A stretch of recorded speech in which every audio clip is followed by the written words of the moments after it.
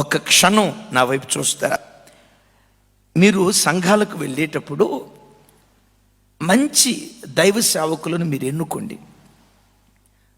సేవే మా ప్రాణం, సేవ తప్ప ఇంకొక ప్రపంచం మాకొద్దు, ప్రభు పరిచర్య కొరకు మా ప్రాణం ధారపోయటానికి కూడా మేము వెనుకాడం, అబద్ధపు ప్రవచనాలు చెప్పకుండా, దొంగ ప్రవచనాలు చెప్పకుండా, కలలు కన్నాం దర్శనాలు కన్నామని అబద్ధపు దర్శనాలు చెప్పకుండా సత్య వాక్యాన్ని ఉన్నది ఉన్నట్లుగా బోధించే అపోస్తలుల తరాన్ని ఎన్నుకున్న తర్వాత ఆ సేవకులను కాపాడుకుంటూ బ్రతకండి, ఆ సేవకులను పోషిస్తూ బ్రతకండి. మరణం తప్ప ఆ సేవకులను మరి ఏది ఎడబాపకుండా ఉండునట్లుగా బ్రతుకు కాలమంతా ఆ సేవకులను కంటిపాపలాగా మీరు కాపాడుకోండి. ఎందుకు సేవకులను కాపాడుకోవాలో మీకు చెప్తాను. దైవజనులు రాజశేఖరయ్య గారు ఎప్పుడు ఒక మాట చెప్తారు. ఇమాన్యుయల్ మినిస్ట్రీస్ వ్యవస్థాపకులు మన ఆత్మీయ తండ్రి రాజశేఖరయ్య గారు ఎప్పుడు ఒక మాట చెప్తారు. ఏమని చెప్తారో జ్ఞాపకం చేస్తాను. ఒక మినిస్టర్ చనిపోతే అంతకంటే మంచి మినిస్టర్ పుట్టుకు రావచ్చు. ఒక గొప్ప రాజకీయ నాయకుడు చనిపోతే మరొక రాజకీయ నాయకుడు అంతకంటే గొప్ప రాజకీయ నాయకుడు పుట్టుకు రావచ్చు.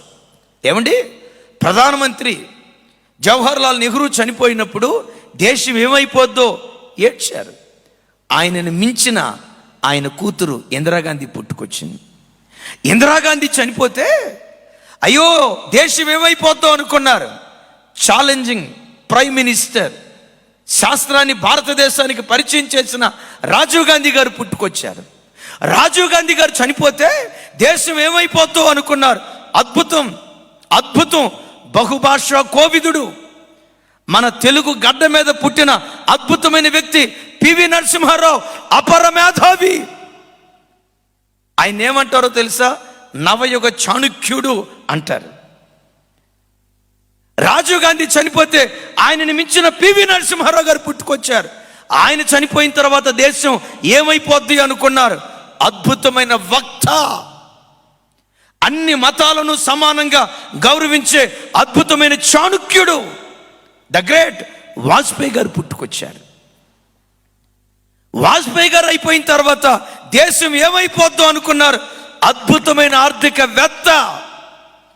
ఈ రోజుకి భారతదేశం రుణపడి ఉంది అంటే ఒక మహానుభావుడు ఉన్నాడు. ఎవరో తెలుసా? మన్మోహన్ సింగ్ గారు. అద్భుతమైన ప్రధాని, 2 పర్యాయాలు ప్రధానిగా భారతదేశాన్ని పరిపాలన చేశాడు. నేను ఇక్కడ మీకు చెప్పబోయే మాట ఏంటంటే, తరం తర్వాత తరం గొప్ప నాయకులు పుట్టుకొచ్చారు, గొప్ప రాజకీయ నాయకులు పుట్టుకొచ్చారు.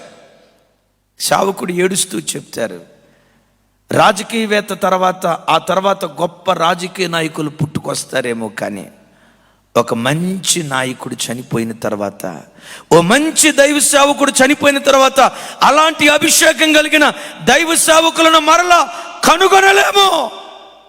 మీరు వెతకండి. హెబ్రోన్ సంస్థలో బక్సింగయ్య గారు చనిపోయిన తర్వాత అట్టి ఆత్మ కలిగిన వాళ్ళు ఉన్నారా? ఆ సేవకులే ఏడుస్తూ చెప్తారు, ఆ ఆత్మదీపం ఆయనతోనే ఆరిపోయిందయ్యా.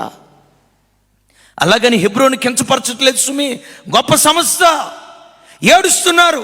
ఈ రోజు కూడా బక్సింగయ్య గారు లాంటి సేవకులు ఈ కాలంలో మాకు లేరు. బిల్లీ గ్రహం గారు లాంటి వారు స్థాపించిన సంస్థలు అలాంటి ఆత్మ కలిగిన వాళ్ళు.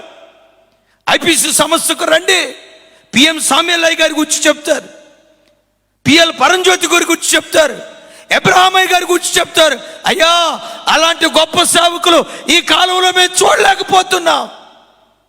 నా ప్రభు బిడ్డలారా, మీరు వెళ్తున్న సంఘాలలో నిజంగా దైవ సేవకులు బలమైన ఆత్మ పూర్ణులై సేవ కొరకు ప్రాణం పెట్టేవాళ్ళై అపోస్తలుల పరిచర్య చేసే సేవకులైతే వారు 10 కాలాల పాటు ఆరోగ్యంగా సేవ చేసేటట్లుగా వాళ్ళను కాపాడుకోవటం మనం నేర్చుకుందాము గాక.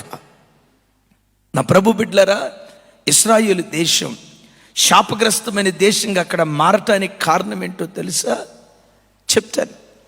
ఆ దేశం శాపగ్రస్తమైన దేశం అవటానికి కలిగిన కారణం ఏంటో తెలుసా?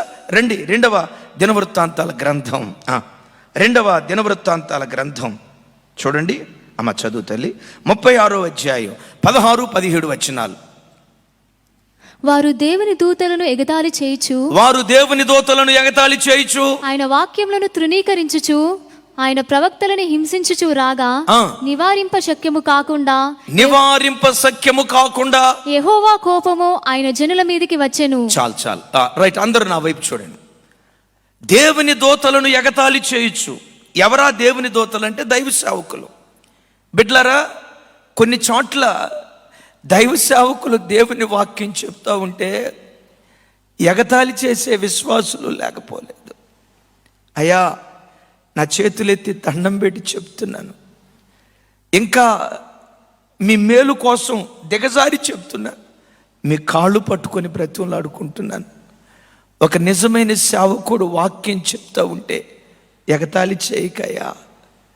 వాళ్ళు దేవుని దూతలు వాక్యం చెప్తా ఉంటే అపహాస్యం చేయొచ్చు. చూడండి ఆ మాట, ఎగతాళి చేయొచ్చు.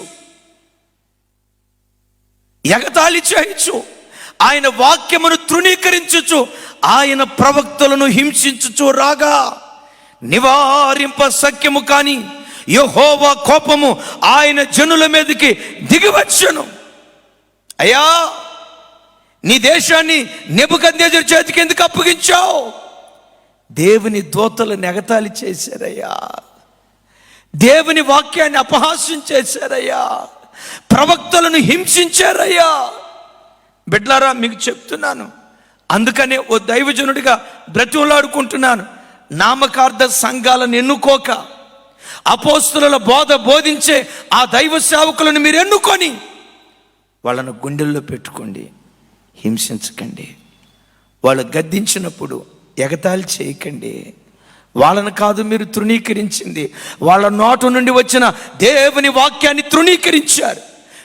గమనించండి, దైవ సేవకుని నోటు నుంచి వచ్చిన వాక్యాన్ని తృణీకరిస్తే దేవుని తృణీకరించినట్లే కదా.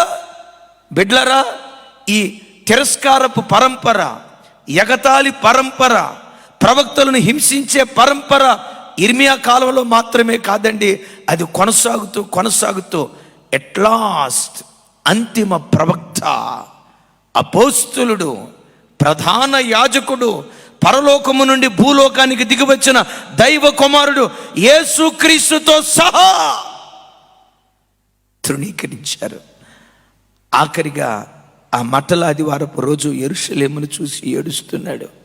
యెరూషలేమా, యెరూషలేమా, ప్రవక్తలను చంపుదానా, ప్రవక్తలను రాళ్లతో కొట్టి చంపుదానా, నీ ఇల్లు నీకు పాడు దెబ్బగా మారిపోయింది.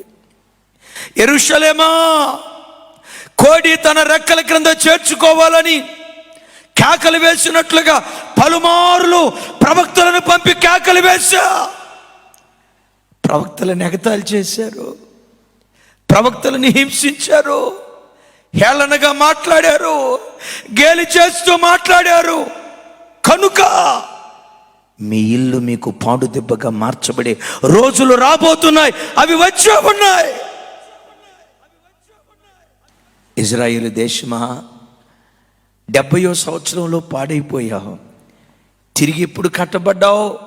1948వ సంవత్సరంలో కట్టబడ్డాను. ఎన్ని సంవత్సరాలు దేశం పాడు దెబ్బగా ఉంది? సుమారుగా 1950 సంవత్సరాలకు పైగా ఆ దేశం పాడు దెబ్బగా మిగిలిపోయింది. ఎందుకు మిగిలిపోయింది? ప్రవక్తలను రాళ్లతో కొట్టి హింసించింది. కొన్ని సంఘాలలో విశ్వాసులే కాపరిని నడిపిస్తారు. బిడ్లరా, సంఘాన్ని గొర్రెల మందతో దేవుడు పోల్చాడు. కాపరి గొర్రెలను నడిపించాలి కానీ గొర్రెలు కాపరిని నడిపించకూడదు. గొర్రెలు కాపరిని నడిపిస్తే అది మంద, ఇతడు కాపరా? నేను చెప్తాను ఎప్పుడు ఆ దైవ సేవకుడు వాక్యానుసారంగా బోధిస్తున్నాడా లేదా, ఈ సంఘం అపోస్తుల పునాదుల మీద కట్టబడిందా కాదా వివేచించి, ఎస్, ఆత్మపూర్ణుడైన ప్రవక్త, ప్రవక్తలు వేసిన పునాదుల మీద వీరు కడుతున్నారు అని మీకు తెలిసిన తర్వాత ఆ సేవకుల్ని గుండెల్లో దాచుకోండి. బిడ్డలారా, ఒక క్షణం నా వైపు చూడండి. సేవకుడు విశ్వాసి కలిసి దేవుని పరిచర్య చేస్తే దేశంలో ఉజ్జీవాన్ని మనం చూస్తాం.